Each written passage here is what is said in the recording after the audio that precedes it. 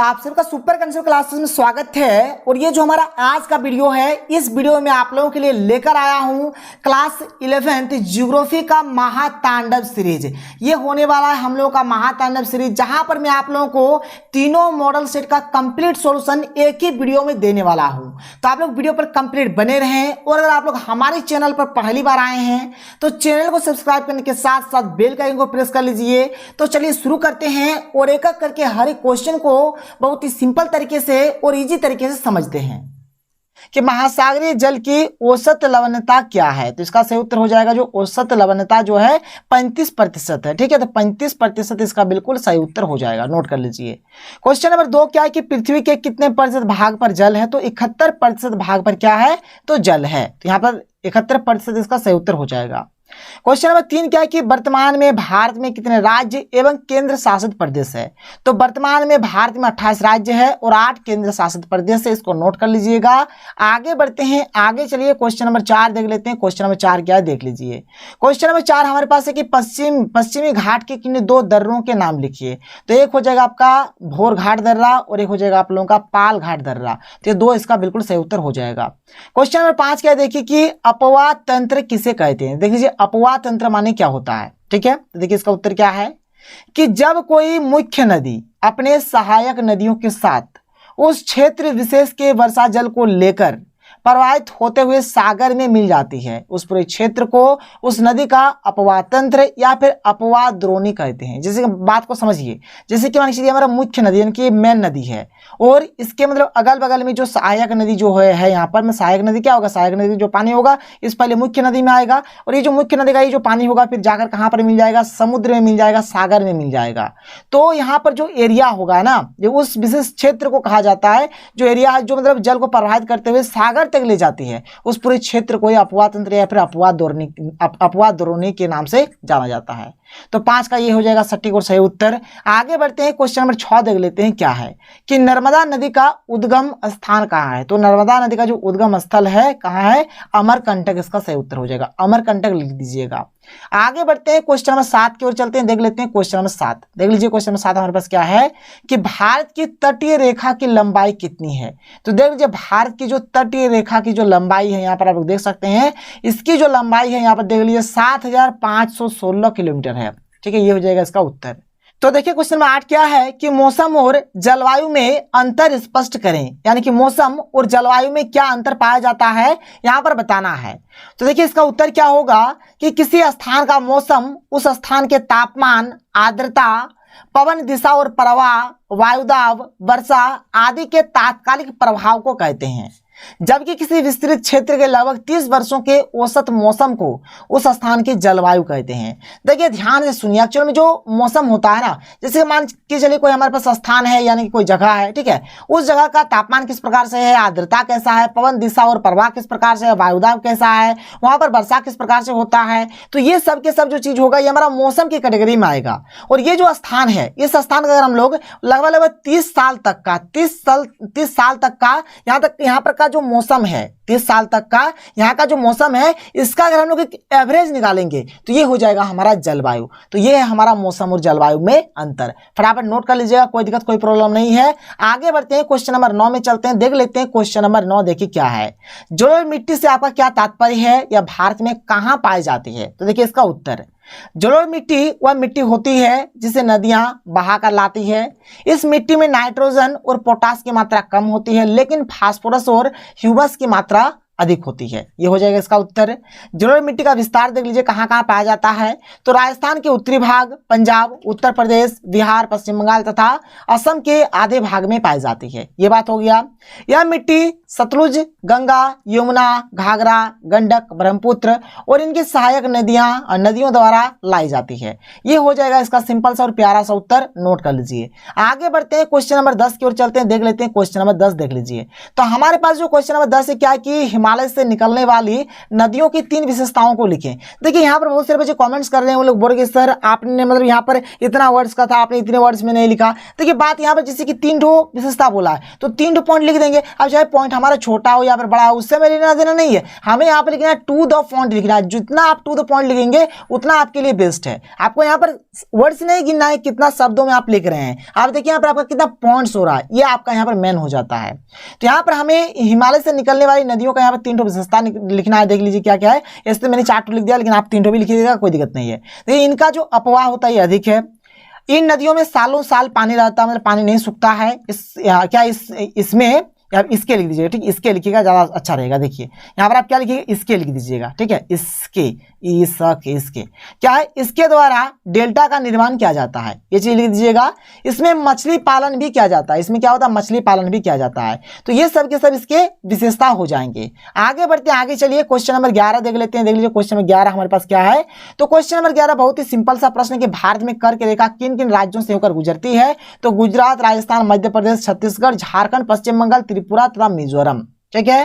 तो ये चीज आप लोग मतलब जान लीजिएगा। ये इसका एक ट्रिक होता है कि मित्र पर गमछा झाड़, इस प्रकार से एक ट्रिक होता है, आप लोग उस ट्रिक से याद कर सकते हैं, ठीक है, कि मित्र पर गमछा झाड़, मित्र पर गमछा झाड़, इस ट्रिक के माध्यम से आप लोग याद कर सकते हैं। देखिए मी से हो जाएगा मिजोरम, यहाँ पर त्र है, त्र से हो जाएगा त्रिपुरा, कोई दिक्कत नहीं है। जैसे यहाँ पर गौ है तो गौ से हो जाएगा हमारा गुजरात, यहाँ पर मौ है, ठीक है, तो मौ से हो जाएगा हमारा मध्य प्रदेश, यहाँ पर छा है ना, एक्चुअली छा से हो जाएगा छत्तीसगढ़ हो जाएगा, ठीक है। और यहाँ पर क्या झा है तो झा से हो जाएगा झारखंड, यहाँ पर रौ है तो रौ से हो जाएगा हमारा राजस्थान हो जाएगा। और यहाँ पर जैसे कि यहाँ पर है तो पर से हो जाएगा पश्चिम बंगाल। तो इस प्रकार से आप लोग इसको याद रख सकते हैं कि मित्र पर गमछा झाड़, ये जो ट्रिक है इस ट्रिक के माध्यम से आप लोग याद रख सकते हैं भारत में जो कर्क रेखा है किन किन राज्यों से होकर गुजरती है। तो मित्र पर गमछा झाड़, इस ट्रिक को आप लोग याद कर लीजिएगा। क्वेश्चन नंबर 12 क्या देखिए कि मृदा संरक्षण के 3 उपाय लिखें कि मृदा को हम लोग किस प्रकार से संरक्षित कर सकते हैं। तो वृक्षारोपण, वृक्ष रोपण करके, अति पशुचारण को रोककर, मतलब अधिक से अधिक हम लोग जो पशुचारण इसको हम लोग रोककर, पशुचारण को रोककर भी हम लोग मृदा संरक्षण कर सकते हैं। पर्वतीय एवं पठारी क्षेत्र में सीढ़ीनुमा खेती करके ये हो जाएगा। स्थानांतरित कृषि पर प्रतिबंध लगाकर, मिश्रित कृषि को बढ़ावा देकर और आम नागरिकों को जागरूक बनाकर ये सब चीज हम लोग यहाँ पर कर सकते हैं। आगे बढ़ते हैं, देख लेते हैं क्वेश्चन नंबर 13। देखिए हमारे पास जो क्वेश्चन नंबर 13 है, क्वेश्चन नंबर 13 का उत्तर क्या हो जाएगा। देख लीजिए क्वेश्चन नंबर 13 का क्वेश्चन क्या है कि महासागरीय नितल के उच्चावच का वर्णन करें। इसका उत्तर हो जाएगा कि महासागर प्रथम श्रेणी के उच्चावच है। यह पृथ्वी के गहरे क्षेत्रों के रूप में वर्गीकृत है तथा इसमें पृथ्वी की विशाल जलराशि संचित है। जाहिर सी बात है, महासागर में क्या है, मतलब पृथ्वी का जितना भी जलराशि है वहीं पर तो सब स्टोर है ना। तो महाद्वीपों के विपरीत महासागर एक दूसरे से स्वाभाविक रूप से इतने करीब है कि उनका सीमांकन करना कठिन हो जाता है। फिर भी भूगोलविदों ने पृथ्वी के महासागरीय भाग को 5 महासागरों में विभाजित किया है, जिनके नाम है प्रशांत महासागर, अटलांटिक महासागर, हिंद महासागर, दक्षिणी एवं आर्कटिका महासागर। ये सब आप लोग नोट कर लीजिए। आगे बढ़ते हैं, क्वेश्चन नंबर 14 देख लेते हैं। क्वेश्चन नंबर 14 हमारे पास क्या है, देख लीजिए। तो क्वेश्चन नंबर 14 हमारे पास है, देख सकते हैं कि लाल मृदा की विशेषताओं का वर्णन करें। तो लाल मृदा क्या क्या विशेषता है देखिए। तो लाल मृदा का रंग सामान्यतः लाल होता है, लाल मृदा का रंग भूरा भी होता है, चॉकलेटी भी होता है और पीलापन भी कभी कभार मतलब आप लोगों को देखने को मिलेगा। यह मृदा दोमट होती है जो कि अत्यधिक मोटे कणों से निर्मित होती है। ये मतलब अधिकतर मतलब मोटे कणों से ये बने हुए होते हैं। आगे बढ़ते हैं, आगे देखिए यहाँ पर पॉइंट नंबर 3 में क्या दिया गया है कि इस मृदा में फास्फोरस, जैव तथा नाइट्रोजन पदार्थ की कमी होती है, परंतु यह पोटास से संपन्न होती है, इसमें पोटास बहुत ही अधिक मात्रा में होता है। क्वेश्चन नंबर 15 के कि हिमालय अपवाद तंत्र एवं प्रायद्वीपीय अपवाद तंत्र में कोई 5 अंतर स्पष्ट करिए। देखिए मैंने जब आप लोगों को सेट 2 पढ़ाया था तो वहां पर मैंने इस क्वेश्चन को जिक्र किया था, मैंने आप लोगों को बता दिया था। तो आप लोग सेट 2 देख लीजिए, ये क्वेश्चन का आप लोगों का बेड़ा पार हो जाएगा, ठीक है। मैंने सेट 2 में ये वाला क्वेश्चन का उत्तर दे दिया है, आप लोग देख लीजिएगा। आगे बढ़ते हैं, क्वेश्चन नंबर 16 देख लेते हैं। क्वेश्चन नंबर 16 क्या है देख लीजिए कि भारतीय जलवायु के मुख्य विशेषताओं का वर्णन कीजिए कि भारत का जो जलवायु है उसका क्या क्या विशेषता है। तो देखिए पहला पॉइंट कि भारतीय जलवायु की सबसे महत्वपूर्ण विशेषता यह है कि भारत में हर तरह का मौसम पाया जाता है, जैसे कि सर्दी, गर्मी, बरसात, बसंत ऋतु इत्यादि सब के सब। भारत में हर तरह के वन पाए जाते हैं, जैसे कि अर्ध पर्णपाती वन, पूर्ण पर्णपाती वन। भारत में रेगिस्तान भी पाया जाता है, देखिए भारत में रेगिस्तान भी पाया जाता है। भारत में ऐसा जगह जहां पर सबसे अधिक वर्षा भी होती है, भारत में ऐसा जगह जहां पर वर्षा ना के बराबर होती है। भारत में रामपुर, चेरापूंजी जैसे शहर भी पाए जाते हैं जहां 24 घंटे बारिश होती है। तथा जैसलमेर जैसा रेगिस्तान भी है जहां सिर्फ रेत ही रेत दिखाई देती है। तो ये सब आप लोग नोट कर लीजिए। आगे बढ़ते हैं, क्वेश्चन नंबर देख लेते हैं 17। देखिए क्वेश्चन नंबर 17 हमारे पास क्या है। तो क्वेश्चन नंबर 17 यहां पर दिया गया है कि काली मिट्टी किसे कहते हैं। सबसे पहले हमें ये एक बताना है इसका निर्माण किस प्रकार से होता है ये बताना है, एवं विशेषता, फिर विशेषता बताना है। चलिए एक करके देखते हैं। देखिए काली मिट्टी, तो काली मिट्टी को लावा मिट्टी भी कहते हैं क्योंकि यह दक्कन ट्रैप के लावा चट्टानों के टूटने फूटने से बनती है, ये हो जाएगा। काली मिट्टी को रेगुर मिट्टी भी कहा जाता है, इसमें नाइट्रोजन पोटास ह्यूमस की कमी होती है, इसमें कपास की खेती ज्यादा होती है, ये हो गया काली मिट्टी का थोड़ा डेफिनेशन। निर्माण देखिए तो काली मिट्टी का जो निर्माण है ज्वालामुखी के उद्गार के कारण बेसाल्ट चट्टान के निर्माण होने से हुई, बेसाल्ट के टूटने से काली मिट्टी का निर्माण होता है। आप लोग देख लीजिए, फिर नीचे यहाँ पर क्या दिया गया आप लोग देख सकते हैं, यहाँ पर निर्माण होता है जो कि मैंने आप लोगों को बता दिया।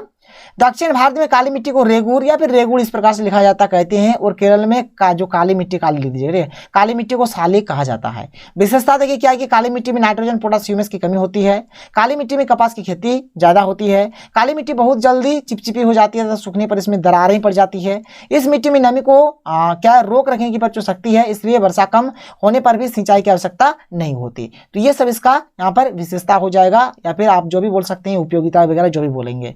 आगे बढ़ते हैं, क्वेश्चन 18 देख लेते हैं। देख लीजिए क्वेश्चन 18 हमारे पास क्या है। तो क्वेश्चन 18 हमारे पास है कि महासागरीय लवणता को प्रभावित करने वाले कारकों का वर्णन कीजिए। देखिए इसका उत्तर पहले जान लेते हैं कि महासागरीय लवणता क्या होता है। तो सागरीय जल के भार एवं उसमें घुले हुए पदार्थों के भार के अनुपात को सागरीय लवणता कहते हैं। ठीक है, सागरीय जल का जो भार होगा और उसमें घुले हुए पदार्थों का जो भार होगा, ठीक है, और उन दोनों के अनुपात को सागरीय लवणता हम लोग कहेंगे। सागरीय लवणता को प्रति 1000 ग्राम जल में उपस्थित लवण के मात्रा के प्रतिशत के रूप में दर्शाया जाता है। जैसे 30% का अर्थ है 30 ग्राम प्रति 1000 ग्राम। ठीक है, महासागर लवणता को प्रभावित करने वाले कारक तो तापमान हो गया, वाष्पीकरण की दर हो गया, वर्षा की मात्रा हो गया, नदियों का गिरना हो गया, बर्फ का पिघलना हो गया, समुद्री जलधाराएं हो गया, पवन हो गया। और यहाँ पर नीचे और देख लीजिए 1-2 पॉइंट मैंने लिख दिया ताकि यहाँ पर अच्छा से आंसर हमारा बन जाए। यहाँ पर पहला जो है क्या है देख लीजिए कि महासागरों के सतह के जल की लवणता मुख्यतः वाष्पीकरण एवं वर्षण पर निर्भर करती है। इसका जो यहाँ पर लवणता है वाष्पीकरण यानी कि भाप पर, वर्षण यानी कि वर्षा, ये 2 चीज पर निर्भर करता है। फिर आगे देखिए जो हमारे पास जो अगला पॉइंट है क्या है कि तटीय क्षेत्रों में सतह के जल की लवणता नदियों के द्वारा लाए गए ताजे जल के द्वारा तथा ध्रुवीय क्षेत्रों में बर्फ के जमने में पिघलने की क्रिया से सबसे अधिक प्रभावित होती है। तो ये हो जाएगा इसका बिल्कुल सिंपल और सरल हमारा उत्तर। क्वेश्चन नंबर 1 क्या है देख लीजिए कि विश्व में सर्वाधिक गहरे सागरीय गर्त का नाम लिखे। तो इसका सही उत्तर हो जाएगा मारियाना गर्त, ये हो जाएगा इसका बिल्कुल सही उत्तर। क्वेश्चन नंबर 2 क्या है देखिए कि लोकतक झील किस राज्य में स्थित है। तो ये आपका मणिपुर में स्थित है, मणिपुर इसका सही उत्तर हो जाएगा। क्वेश्चन नंबर 3 क्या है कि भारत का एकमात्र जीवित सक्रिय ज्वालामुखी कहाँ स्थित है। तो ये हो जाएगा बैरन द्वीप, यानी कि बैरन द्वीप में स्थित है, या फिर मतलब एक्चुअल में बोल जा सकता है यहाँ पर कि अंडमान निकोबार द्वीप समूह में ये स्थित है। कोई दिक्कत कोई प्रॉब्लम नहीं है, आगे बढ़िए। क्वेश्चन नंबर 4 क्या है देखिए कि भारत की जलवायु कैसी है। तो भारत की जो जलवायु है तो भारत की जलवायु उष्णकटिबंधीय मानसूनी है। आगे बढ़ते हैं क्वेश्चन नंबर 5 की ओर, देख लेते हैं हमारे पास जो क्वेश्चन नंबर 5 दिया हुआ है क्या है। तो देखिए हमारे पास जो क्वेश्चन नंबर 5 है क्या है कि अरावली पर्वत की सबसे ऊंची चोटी कौन सी है। तो इसका सही उत्तर हो जाएगा गुरु शिखर, गुरु शिखर इसका राइट उत्तर होगा। क्वेश्चन नंबर 6 क्या है कि लाल मिट्टी के लाल रंग का क्या कारण है। जो हमारा लाल मिट्टी है तो लाल रंग का होता है, क्यों होता है। तो लाल मिट्टी में लोहे की मात्रा अधिक होती है इसलिए इसका रंग लाल होता है। जो लाल मिट्टी है ना इसमें लोहे की जो मात्रा ये बहुत ही अधिक होती है इसलिए इसका जो रंग होता है लाल होता है। आगे देखिए क्वेश्चन नंबर 7 क्या है देखिए यहाँ पर कि महाराष्ट्र में पश्चिम घाट को क्या कहा जाता है। तो महाराष्ट्र में पश्चिम घाट को सह्याद्री कहा जाता है। ठीक है, सह्याद्री इसका सही उत्तर हो जाएगा। क्वेश्चन नंबर 8 की ओर चलिए, बहुत ही सिंपल सा और सरल सा प्रश्न है। देखिए हमारे पास क्वेश्चन नंबर 8 क्या है कि जल चक्र क्या है, चित्र सहित समझाएं। चलिए देख लेते हैं कि हमारा जो जल चक्र क्या होता है और उसको हम लोग यहाँ पर चित्र के माध्यम से देखेंगे। सिंपल सा यहाँ पर मैंने ही चित्र बना दिया है, आप लोग यहाँ पर समझ सकते हैं, देख लीजिए। अगर बात किया जाए जल चक्र का तो देखिए यहाँ पर मैंने क्या लिखा है। देखिए यहाँ पर क्या कि हम जानते हैं कि पृथ्वी में 3 भाग जल एवं 1 भाग स्थल है और ये जल समुद्रों, नदियों, झीलों और खेतों में है। जब सूर्य का प्रकाश इस जल पर पड़ते हैं तो यह जल वाष्प बनकर उड़ता रहता है। फिर जब ये वाष्प ठंडे हो जाते हैं तो बादल का रूप ले लेते हैं जिससे वर्षा होती है और यह जल फिर हमारी पृथ्वी पर वापस आ जाती है जिसे जल चक्र कहा जाता है। और यह प्रक्रिया चलते रहती है जिससे हमें पानी हमेशा मिलता रहता है। देखिए एक्चुअल में अगर कहा जाए तो होता कैसे, बात को ध्यान से सुनिएगा। जैसे कि ये हमारा हो गया समुद्र, ये हमारा समुद्र हो गया, ये हमारा सूरज हो गया यानी कि सूर्य हो गया। अब सूर्य का प्रकाश जैसे ही समुद्र पर पड़ता है, ठीक है, तो समुद्र का पानी यहाँ पर हीट हो जाता है, गर्म हो जाता है। गर्म होने के फलस्वरूप क्या होता है, यहाँ से भाप मतलब बनना शुरू हो जाता है जिसको हम लोग बोलेंगे वाष्पीकरण। ये वाष्पीकरण ऊपर की ओर चलता जाता है और ये ठंडा हो जाता है। ठंडा होकर यानी ये संघनन करके बादल का रूप ले लेता है और यही बादल जो होता है वह मतलब बादल से क्या होता है, बारिश होती है यानी कि वर्षा होता है। तो वर्षा के फलस्वरूप फिर से ये जो पानी होता है फिर से समुद्र में वापस आ जाता है और ये जो चक्र ये चलता रहता है, इसी को हम लोग जल चक्र के नाम से भी जानते हैं। तो ये हो गया हमारा ये जो प्रश्न था, क्वेश्चन नंबर आप लोग देख सकते हैं यहाँ पर, ये क्वेश्चन नंबर 8 का सही उत्तर। चलिए जल चक्र तो क्लियर हो गया। क्वेश्चन नंबर 9 देखिए यहाँ पर क्या है कि उपमहाद्वीप किसे कहते हैं। भारतीय उपमहाद्वीप में सम्मिलित देशों के नाम लिखें। चलिए हम लोग बात करते हैं उपमहाद्वीप किसको बोलते हैं और भारत में जो उपमहाद्वीप जो सम्मिलित देश है, भारतीय उपमहाद्वीप में जो सम्मिलित देश है, इसको हम लोग एक एक करके हर एक चीज को यहाँ पर देख लेते हैं। तो देख लीजिए यहाँ पर जो उपमहाद्वीप है, उपमहाद्वीप माने होता क्या है, ध्यान से सुनिएगा। देखिए यहाँ पर आंसर को मैंने लिख दिया है। तो उपमहाद्वीप माने होता है कि पृथ्वी पर मौजूद ऐसा भूभाग जो किसी महाद्वीप का हिस्सा होते हुए भी प्राकृतिक रूप से उससे अलग प्रतीत होता है, उसी को हम लोग उपमहाद्वीप कहते हैं। नोट डाउन करिए, जो भारतीय उपमहाद्वीप है उसमें जो सम्मिलित देश है अफगानिस्तान, पाकिस्तान, बांग्लादेश, ये आपका श्रीलंका लिखिएगा, ठीक है, थोड़ा मिसप्रिंट है। श्रीलंका हो गया, नेपाल, भूटान, बर्मा और हिंदुस्तान, ये सब के सब आप लोग यहाँ पर नोट डाउन कर लीजिए। आगे बढ़ते हैं, आगे चलिए क्वेश्चन नंबर 10 देख लेते हैं। क्वेश्चन नंबर 10 यहाँ पर क्या देख लीजिए। क्वेश्चन नंबर 10 देखिए, बहुत सारे बच्चों का कमेंट्स आता है कि सर जैसे कि यहाँ पर इतना वर्ड्स में लिखना चाहिए, आपने इतना वर्ड्स में नहीं लिखा। देखिए यहाँ पर जैसे कि 3 नंबर का अगर प्रश्न रहेगा तो इसके लिए क्या करिए, आप लोग 3 ठो पॉइंट लिखिए। 3 ठो यहाँ पर आप लोग पॉइंट्स लिख दीजिए, आप लोगों का काम बन जाएगा। यहाँ पर आपको गिनना नहीं है कि कितना हो रहा है कितना नहीं हो रहा है। 2 नंबर का दिया रहेगा 2 ठो पॉइंट्स लिखिए आप लोग। 4 नंबर का दिया रहेगा 4 ठो पॉइंट्स आप लोग लिखिए। 5 नंबर मिलने वाला 5 ठो पॉइंट्स लिखिए। तो इस प्रकार से होता है। यहाँ पर आपको वर्ड्स नहीं गिनना है कितना वर्ड्स का हो रहा है कितना नहीं, ये सब चीज आपको नहीं देखना है। जितना नंबर उतना पॉइंट्स आप लोगों को दे देना, क्योंकि एक पॉइंट्स के लिए आप लोगों को 1 नंबर दिया जाएगा। तो यहां पर देखिए हमारे पास ये जो क्वेश्चन है कि भारत में मानसून की जो 3 विशेषता है क्या क्या। देखिए पहला क्या है कि भारत में मानसून अनिश्चित होता है, कि कब आएगा कब नहीं पता नहीं, तो अनिश्चित है। मानसून में भारत के सभी भागों में एक समान वर्षा नहीं होती। देखिए जब मानसून होती है तो कहीं पर अधिक वर्षा होती है कहीं पर कम, तो एक समान वर्षा नहीं होती है। भारतीय मानसून में आर्द्रता की कमी होती है। तो इस 3 को लिख दीजिएगा, आप लोगों का काम बन जाएगा। क्वेश्चन नंबर 11 क्या कि भारतीय नदियों के प्रदूषित होने के 3 कारण बताएं। देखिए पहला कारण है कि फैक्ट्रियों से निकलने वाले कूड़े कचरे को सीधे नदियों में बहा दिया जाता है, ये कारण हो गया। जल जहाजों से निकलने वाले तेल से, देखिए जैसे कि पानी के भीतर यानी कि नदियों वगैरह में क्या होता है, जल जहाज चलता है, उससे जो पानी जो जल जहाज चलता है ना, उसका जो तेल होता है वो पानी के साथ मिक्सअप हो जाता है, इनकी मिक्सिंग हो जाता है। इससे भी हमारा होता है नदियों का प्रदूषण। सब को पानी में बहाने से जो मतलब लाश होता है उसको पानी में बहा दिया जाता है। मूर्ति विसर्जन से, ये सबसे क्या होता है, नदियां प्रदूषित होती है।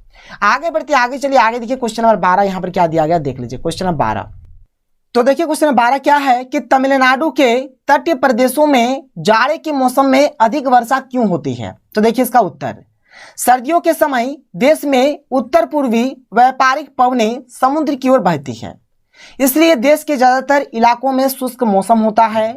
तमिलनाडु का तट अधिकतम वर्षा इन्हीं पवनों से प्राप्त करता है। जो तमिलनाडु का जो तट होता है, मतलब देखिए ये जो उत्तर पूर्वी व्यापारिक ये जो पवने हैं, इसी के चलते तमिलनाडु में मतलब जाड़े के मौसम में भी अधिक वर्षा होती है, क्योंकि वहां ये पवने समुद्र से स्थल की तरफ बहती है। ये हो जाएगा इसका प्यारा सा उत्तर। क्वेश्चन नंबर 13 है कि हिंद महासागर के शीर्ष पर स्थित भारत की केंद्रीय स्थिति क्यों महत्वपूर्ण है।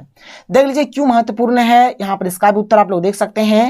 यहाँ पर मैंने सिंपल तरीके से लिख दिया, देख लीजिए क्या है इसका उत्तर कि हिंद महासागर के शीर्ष पर स्थित भारत की केंद्रीय स्थिति महत्वपूर्ण है, क्योंकि भारत को इस स्थिति का प्राचीन काल से लाभ मिलता रहा है। इस स्थिति के कारण भारत के जलमार्ग द्वारा पूर्वी अफ्रीका, पश्चिमी एशिया, दक्षिण तथा दक्षिण पूर्वी एशिया और पूर्वी एशिया के देशों में पहुंचा जा सकता था। अतः भारत में इन देशों के साथ घनिष्ठ सांस्कृतिक एवं व्यापारिक संबंध स्थापित किए। भारत की इस स्थिति का महत्व इस बात से और भी स्पष्ट हो जाता है कि देश के साथ लगते महासागर का नाम भारत अथवा हिंदुस्तान के नाम पर हिंद महासागर पड़ा। तो ये हो जाएगा इसका बिल्कुल प्यारा सा सुंदर सा उत्तर। नोट करिए क्वेश्चन नंबर 14 क्या देखिए कि पश्चिम तटीय मैदान पर डेल्टा क्यों नहीं है। तो देखिए क्यों नहीं है, तो भारत के पश्चिमी भागों में बहने वाली नदियों की ढाल काफी तीव्र है, इसलिए ये नदियां अपने मुहान पर अनेक भागों में न बहकर एक भाग में बहती है। अर्थात ये नदियां डेल्टा न बनाकर क्या है ज्वारनद मुख बनाती है, इसलिए पश्चिमी तटीय मैदान पर कोई भी डेल्टा नहीं है। ये हो जाएगा क्वेश्चन नंबर 14 का सही उत्तर। आगे बढ़ते हैं क्वेश्चन नंबर 15 को चलते हैं, देख लेते हैं क्वेश्चन नंबर 15। देखिए हमारे पास क्वेश्चन नंबर 15 क्या है कि मृदा अपरदन के प्रमुख कारण, देखिए क्या क्या कारण है, इसमें क्या क्या समस्या हो रहा है और इसको मतलब इससे किस प्रकार से मतलब इसको बचा जा सकता है, इनके निपटने का जो उपाय है यहाँ पर उपाय भी हमें बताना है। तो पहले बात करते हैं कारण। तो पेड़ पौधों के अंधाधुंध कटाई कारण, अत्यधिक पशु चराने से होता है, वनों में आग लगने से होता है, बाढ़ और आंधियां आने से, एक ही किस्म का फसल लगाने से होता है। ये सब हो गया। अब क्या क्या समस्या होता है देख लीजिए। मृदा अपरदन से मिट्टी की उपजाऊ शक्ति कम हो जाती है, जिससे फसल ना के बराबर होती है, मतलब फसल बहुत ही कम होता है। मृदा अपरदन से कृषि पर गहरा प्रभाव पड़ा है, जो कृषि है कृषि पर भी बहुत ही गहरा प्रभाव पड़ा है, जो कि यहाँ पर साफ साफ मैंने लिख दिया है। अब बात करें रोकथाम के उपाय का, तो वृक्ष रोपण करके वृक्ष हम लोग लगाएंगे अधिक से अधिक, तो इससे हमें मतलब इस चीज से बचा जा सकता है। अति पशुचारण को रोककर, जो हम लोग अधिक जो पशु चरा रहे हैं तो अत्यधिक पशुचारण को रोककर भी इससे बचा जा सकता है। फिर आगे क्या है देखिए कि पर्वतीय एवं पठारी क्षेत्र में सीढ़ीनुमा खेती करके, स्थानांतरित कृषि पर प्रतिबंध लगाकर, मिश्रित कृषि को बढ़ावा देकर, आम नागरिकों को जागरूक बनाकर। तो ये सब कारणों से हम लोग क्या कर सकते हैं, इसको मतलब इससे हम लोग निपट सकते हैं, यही है इसका उपाय। आगे देखिए क्वेश्चन नंबर 16 हम लोग देख लेते हैं क्या है कि भारतीय किसान के लिए मानसून एक जुआ है, व्याख्या करें। देखिए भारतीय किसान के लिए मानसून एक जुआ है, क्योंकि जिस वर्ष मानसून अच्छा होता है उस वर्ष फसल अच्छा होता है, और जिस वर्ष मानसून अच्छा नहीं होता है उस वर्ष फसल भी अच्छा नहीं होता है। अब बात ये रहा कि सर आप लोग बोलेंगे कि ये जो प्रश्न है थोड़ा मतलब ये लॉन्ग टाइप का, इसमें हमें आंसर भी लॉन्ग टाइप का लिखना है। देखिए यहाँ पर मैंने आप लोगों को मेन चीज बता दिया। क्या मेन चीज है कि अगर मानसून अच्छा होगा तो यहाँ पर फसल भी अच्छा होगा, अगर मानसून अच्छा नहीं होगा तो फसल भी अच्छा नहीं होगा। तो एक प्रकार का जुआ हो गया। इसको आप लोग बढ़ा चढ़ा के लिख सकते हैं कि मान के चलिए एक किसान था, ठीक है, उन्होंने लोन लिया, कर्जा लेकर मतलब खेत को मतलब जोता, फिर उसमें फसल लगाया, किसी कारण बस मान के चलिए या तो हो सके उसमें उस साल मान के चलिए अधिक बारिश नहीं हुआ, यानी कि बारिश से नहीं हुआ, या फिर बारिश मतलब अधिक हो गया, दोनों में से कुछ भी बोल सकते हैं, यानी कि सूखा पड़ गया या फिर बाढ़ आ गया, कुछ भी बोलिए। तो इस प्रकार से हम बोल सकते जो किसान है उसका जो मतलब स्थिति बन गया, मतलब बहुत ही खराब बन गया। तो इस प्रकार से आप लोग यहाँ पर और जोड़ जाड़ के लिख सकते हैं। तो आप लोग भी थोड़ा बहुत यहाँ पर मेहनत करिएगा, आप लोग भी अपने से थोड़ा बहुत जोड़ के लिख सकते हैं। लेकिन जो मेन चीज था यहाँ पर मैंने आप लोगों को समझा दिया, इसी से आप लोग बहुत सारा जोड़ जाड़ के लिख सकते हैं। फिर हो सके आप लोग लिखिए किसान का जो फसल था, फसल सारा का सारा बर्बाद हो गया, किसान का ऐसा स्थिति आ गया कि उसको कर्जा चुकाने के लिए 1 रुपया भी पैसा नहीं है, मतलब ऐसा स्थिति बन जाता है कि वो मतलब सुसाइड कर ले, इस प्रकार का स्थिति बन गया, और ऐसा बहुत बार होता भी है। ठीक है, आगे बढ़िए। क्वेश्चन नंबर 17 क्या देखिए, भारत के विशाल मैदान को उच्चवाच की भिन्नता के आधार पर वर्गीकृत कर उनका संक्षिप्त वर्णन करें। हमारे पास पहला जो है क्या सतलज का मैदान है, और 4 प्रकार से इसको मतलब वर्गीकृत किया गया है। सतलज का मैदान, इसे पंजाब हरियाणा का मैदान भी कहते हैं, यह अरावली पर्वत के पश्चिम तक विस्तृत है। यह हो गया एक पॉइंट। दूसरा है कि राजस्थान पूर्वी मैदान क्षेत्र, यह मैदानी भाग अरावली पर्वतमाला के पूर्व में स्थित है। यह इस मैदान का उत्तरी पूर्व भाग गंगा यमुना के मैदानी भाग से मिला हुआ है। यह हो जाएगा। 3 नंबर है गंगा का मैदान। तो गंगा का मैदान भारत का सबसे बड़ा मैदान है, इसका क्षेत्रफल 357 लाख वर्ग किलोमीटर है। 4th नंबर है ब्रह्मपुत्र का मैदान। यह मैदान हिमालय और मेघालय के पठार के बीच विस्तृत है। यह 600 किलोमीटर लंबा तथा 60 से 90 किलोमीटर चौड़ा है। नोट कर लीजिए फटाफट हर एक चीज को, क्योंकि बहुत ही ज्यादा इंपॉर्टेंट ये सब चीज है। आगे बढ़ते हैं, क्वेश्चन 18 देख लेते हैं। क्वेश्चन 18 क्या है? क्वेश्चन नंबर 18 की हिमालय अपवाद तंत्र एवं प्रायद्वीपीय अपवाद तंत्र में 5 अंतर लिखे। देखिए हमारे 5 अंतर लिखने बोला है, यानी 5 नंबर दिया जाएगा, जितना अंतर उतना नंबर। तो 5 नंबर क्वेश्चन रहेगा 5 अंतर लिखेंगे, 2 नंबर क्वेश्चन रहेगा 2 लिखेंगे, मतलब जितना नंबर क्वेश्चन उतना अंतर लिखेंगे। तो हमने एक साइड में हिमालय अपवाद तंत्र लिख दिया है, एक साइड में प्रायद्वीपीय अपवाद तंत्र लिख दिया है। पहला है कि जो हिमालय वाला इसकी लंबाई जो है अधिक होती है, और ये जो प्रायद्वीपीय इसकी लंबाई हिमालय नदियों की तुलना में कम होती है। फिर हिमालय वाला में देखिए भारत में हिमालय की नदियां बंगाल की खाड़ी में जाकर मिलती है, और प्रायद्वीपीय नदियां बंगाल की खाड़ी और अरब सागर दोनों में गिरती है, मतलब दोनों में ये गिरती है, जो कि यहाँ पर मैंने आप लोगों को बता दिया। तो ये सब अंतर है, ये सब अंतर को आप लोग लिखिएगा। इसका देखिए 3 नंबर में क्या कि इन नदियों को वर्षा के साथ साथ हिम से भी जल मिलता है, इसलिए 12मासी नदियां होती है, और इस नदियों का जो प्रवाह होता है वर्षा पर निर्भर करती है, यह प्रायः मौसमी होती है। मतलब ये सूखा भी पड़ इसमें सूखा भी पड़ जाता है, क्योंकि मौसम अगर वर्षा होगी तो पानी उसमें रहेगा, नहीं तो नहीं रहेगा। ठीक है, कोई दिक्कत कोई प्रॉब्लम नहीं है। आगे देखिए यहाँ पर हिमालय अपवाद तंत्र में लिखा है कि जो ये होता है ये मार्ग परिवर्तन के लिए माहिर होता है। प्रायद्वीपीय क्या होता है, इसका मार्ग जो होता है स्थायी होता है, फिक्स है, उसी मार्ग में वो चलना शुरू करेगा, उसी मार्ग में चलेगा। 5th नंबर में देख लीजिए क्या है कि हिमालय के प्रमुख नदियों में कई सहायक नदियां आकर मिलती है। इसका 5th नंबर प्रमुख प्रायद्वीपीय नदियां जिससे महानदी गोदावरी कृष्ण तथा कावेरी में छोटे सहायक नदियां आकर मिलती है। तो ये हो जाएगा इसका सही उत्तर, सहायक लिखिएगा, सहायक। ठीक है, सहायक लिख दीजिएगा। तो देखिए हमारे पास जो सबसे पहला जो क्वेश्चन है, क्वेश्चन नंबर 1 क्या है कि अरब सागर में गिरने वाली 2 नदियों के नाम लिखें। यहाँ पर आपको मात्र 2 ही ठो नदियों का नाम लिखना है, लेकिन यहाँ पर मैंने 3 ठो लिख दिया है, आप लोग इसको देख लीजिए क्या क्या है। एक सिंधु नदी, दूसरा हो गया नर्मदा नदी और तीसरा हो गया ताप्ती नदी। तो ये 3 नदी हो जाएगा, लेकिन आपको परीक्षा में मात्र 2 ही ठो लिखना है। तो यहाँ पर आप लोग 3 ठो याद कर लीजिए, परीक्षा में आप लोग 2 ही ठो लिखिएगा।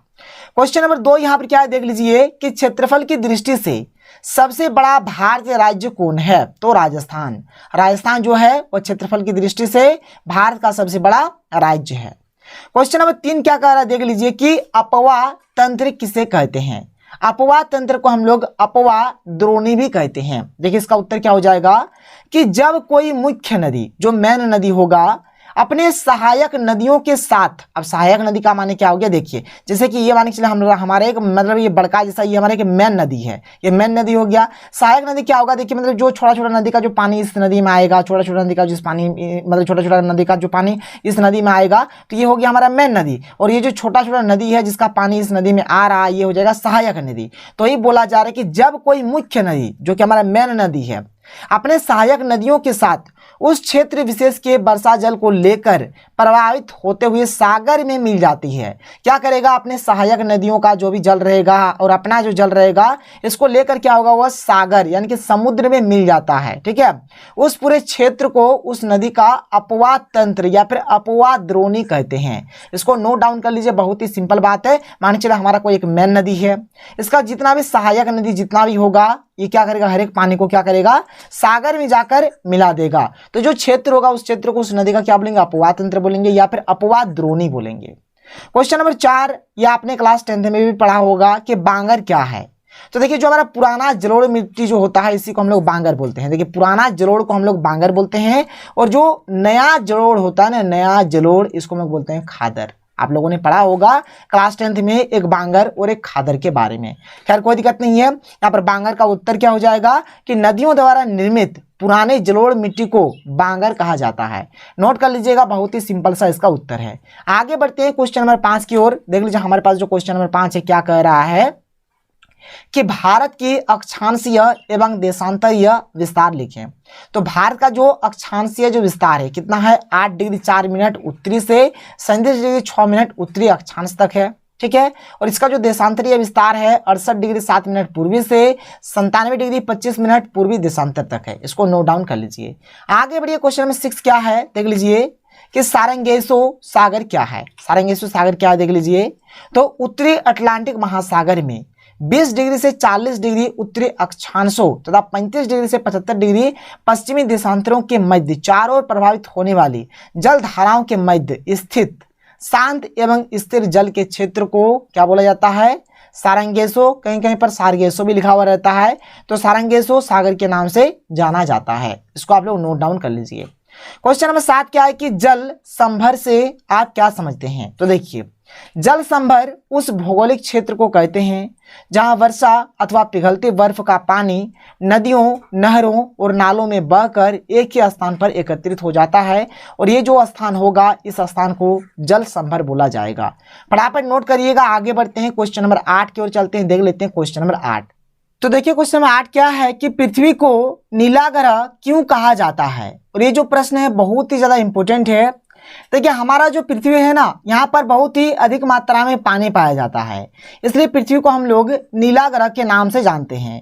देख लीजिए इसका जो उत्तर होगा, यहाँ पर मैंने बहुत ही सिंपल तरीके से और इजी तरीके से लिख दिया है, आप लोग यहाँ पर आसानी से समझ सकते हैं। देख लीजिए इसका उत्तर, तो यहाँ पर इसका जो उत्तर हो जाएगा देख लीजिए क्या है कि पृथ्वी की 2/3 सतह पानी से ढकी हुई है, इसलिए इसे नीला ग्रह कहा जाता है। इसको आप लोग लिख दीजिए, ये हो जाएगा आपका प्यारा सा सुंदर सा उत्तर। तो चलिए आगे बढ़ते हैं और देख लेते हैं क्वेश्चन नंबर 9। तो देखिए क्वेश्चन नंबर 9 क्या है कि पारिस्थितिकी से आप क्या समझते हैं। तो पारिस्थितिका का यहाँ पर जो मतलब हो जाएगा क्या हो जाएगा कि पारिस्थितिकी जीव विज्ञान व भूगोल की एक शाखा है जिसमें जीव समुदायों का उसके वातावरण के साथ पारस्परिक संबंधों का अध्ययन करते हैं। देखिए एक्चुअल में जैसे मान चलिए कोई भी जीव है, जैसे हम लोग भी जीव है, तो जो भी जीव का जो समुदाय होगा उसका और जो वातावरण होगा ना, इन दोनों के बीच में जो रिलेशन होता है इसको हम लोग पारिस्थितिकी के माध्यम से ही अध्ययन करते हैं। जो प्रोसेस होता है इसी को क्या बोला जाता है, पारिस्थितिकी बोला जाता है।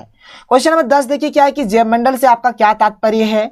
तो पृथ्वी पर ऐसा परिवेश जहां पर जीवन पाए जाने की संभावना हो, ऐसे मंडल को क्या बोला जाता है? तो ऐसे मंडल को ही जैव मंडल बोला जाता है।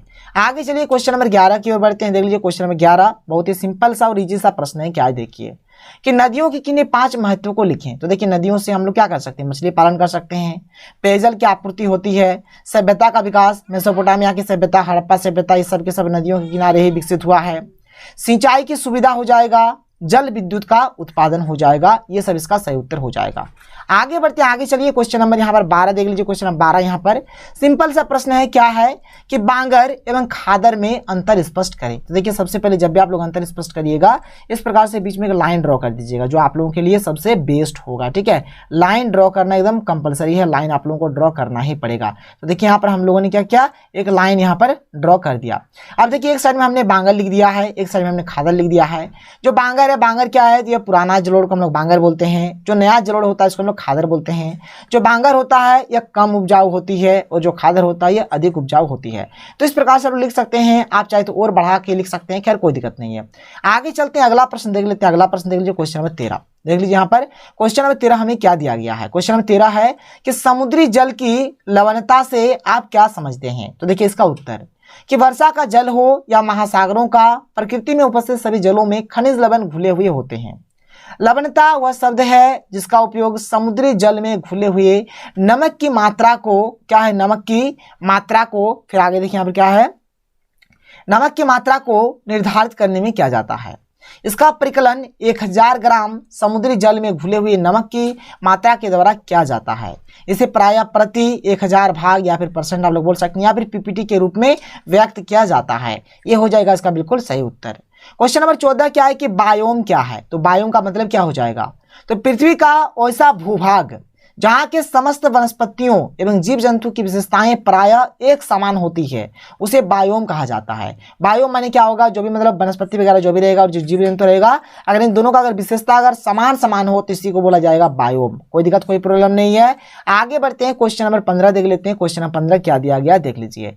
क्वेश्चन नंबर 15 है कि पारिस्थितिकी संतुलन क्या है? तो इसका माने हो जाएगा कि पर्यावरण में विभिन्न प्रकार की जीव जंतु, पेड़ पौधे एवं मनुष्य के आपस में प्रतिस्पर्धा एवं सहयोग को पारिस्थितिकी संतुलन कहा जाता है। क्या है कि मतलब ये क्या होता है, जैसे कि जीव जंतु, पेड़ पौधा, मनुष्य जो है ये मतलब पर्यावरण में एक रिलेशन बनाते हैं, एक संबंध बनाते हैं। ठीक है, एक प्रतिस्पर्धा रखते हैं, सहयोग करते हैं, इसी को बोला जाता है पारिस्थितिक संतुलन। आगे चलिए, इसके संतुलन को रोकने के महत्वपूर्ण उपायों, इसके असंतुलन, देखिए इसका अगर असंतुलन मान चलिए कि पारिस्थितिक असंतुलन अगर हमारा हो जाता है तो इसको रोकने के महत्वपूर्ण कौन कौन से उपाय है बताना है। तो देखिए इसका उपाय क्या क्या है। पहला कि जीव जंतु पेड़ पौधों का संरक्षण, हमें जीव जंतु और पेड़ पौधों का संरक्षण करना चाहिए। जैव विविधता वाले क्षेत्र में प्रतिबंध लगा देना चाहिए। जीव जंतु एवं पेड़ पौधों के मूल आवास का संरक्षण एवं प्रतिबंध, मतलब संरक्षण भी करेंगे और वहां पर रोक भी लगा देंगे। वन एवं वन्यजीव संरक्षण के कानून का पालन, ठीक है, कानून का पालन, यहाँ पर ये नहीं, कानून का पालन तक लिखिए। फिर वृक्षारोपण, हमें अधिक से अधिक मात्रा में पेड़ लगाना चाहिए। आगे बढ़ते हैं क्वेश्चन नंबर 16 की ओर। देख लीजिए क्वेश्चन नंबर 16 यहाँ पर क्या दिया गया है। तो क्वेश्चन नंबर 16 कि भारत के प्रमुख भौतिक विभागों के नाम लिखें और इनमें से किसी एक का विस्तृत वर्णन करें। यहाँ पर मैंने लिख दिया है बहुत सारा, हिमालय का पर्वतीय प्रदेश, उत्तरी मैदान, प्रायद्वीपीय पठार, ठीक है, भारतीय मरुभूमि, समुद्र तटीय मैदान, द्वीपीय समूह। तो इनमें से किसी एक पर आप लोगों को एकदम अच्छे तरीके से डिस्क्राइब करके लिख देना है। तो चलिए यहाँ पर हम लोग समुद्रीय तटीय मैदान पर ही लिख देते हैं। ऐसे आप लोग किसी के ऊपर भी लिख सकते हैं, कोई दिक्कत कोई प्रॉब्लम नहीं है। चलिए यहाँ पर देखिए समुद्री तटीय मैदान के बारे में यहाँ पर मैंने हर चीज को लिख दिया है। क्या है कि भारत का जो प्रायद्वीपीय पठार है पूर्व और पश्चिम में पतले समुद्र तटीय मैदान से घिरा है। पश्चिम तटीय मैदान एक पतली पट्टी है जो अरब सागर के साथ साथ फैला हुआ है तथा इसके पूर्व में पूर्वी घाट अवस्थित है।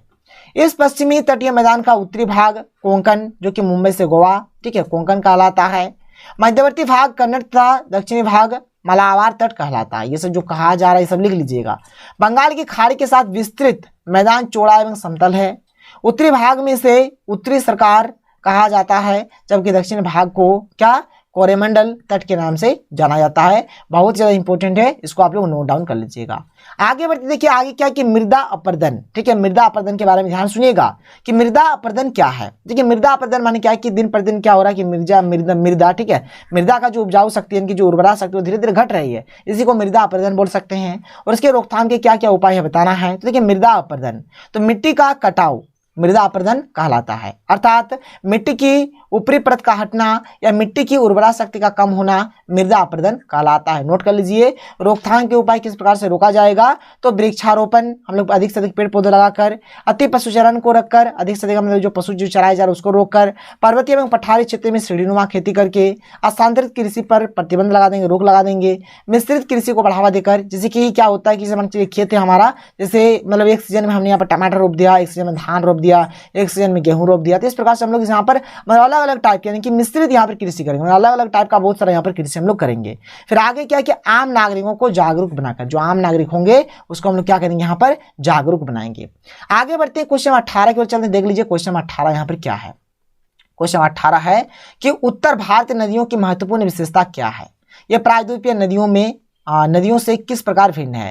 देखिए उत्तर भारतीय जो भी नदियां हैं, ये मैक्सिमम जो नदी है हिमालय से मतलब जो उनका जनरेशन हुआ है, जन्म हुआ है, ठीक है। यहाँ पर इसीलिए क्या होता है कि हिमालय से जन्म हुआ, इसलिए ये जो नदी का जो पानी होता है मतलब बाय चांस कभी कभार सूखता है, लेकिन मैक्सिमम नहीं ही सूखता है, ठीक है। तो वही चीज यहाँ पर मैंने लिख दिया, देख लीजिए कि भारत की अधिकांश नदियां हिमालय से निकलती है, इसलिए अधिकांश नदियों में जो पानी होता है सालों भर पानी रहता है। कुछ नदियां पठारी भागों से निकलती है जो गर्मी के दिनों में सूख जाती है। उत्तर भारत की नदियां अधिकांशतः मैदानी भागों में बहती है, जिसके कारण इन नदियों से नहरें निकाली जा सकती है, ठीक है। ये सब चीजें एक्चुअल में बात क्या हो गया कि अधिकांश जो नदी हुआ मैदानी भागों में बहती है, और मैदानी भागों में अगर बहेगा तो उसको आसानी से हम लोग वहां से नहर निकाल सकते हैं, ठीक है। उत्तर भारत की अधिकांश नदियां जैसे गंगा, सिंधु और ब्रह्मपुत्र की सहायक नदियां हैं। सिंधु नदी अरब सागर में और गंगा तथा ब्रह्मपुत्र बंगाल की खाड़ी में गिरती है। दक्षिण भारत की नदियां उत्तर भारत की नदियों से भिन्न है। दक्षिण भारत की नदियों में सालों भर पानी नहीं रहता और न ही ये नदियां समतल भागों में बहती है, इसलिए इन नदियों में न नावें चलाई जा सकती है और न ही नहरें निकाली जा सकती है। जबकि उत्तर भारत की नदियों की स्थिति ठीक इसके विपरीत है, क्योंकि यहाँ पर जो हमारा ये जो उत्तर भारत वाला होगा, यहाँ पर हम लोग नहर भी बना सकते हैं, नाव भी चला सकते हैं, क्योंकि ये मैदान वाला है, ठीक है, और पानी भी नहीं सूखता है। तो ये बात यहाँ पर हो जाएगा, क्वेश्चन नंबर 18 का ये हो जाएगा इसका सही उत्तर।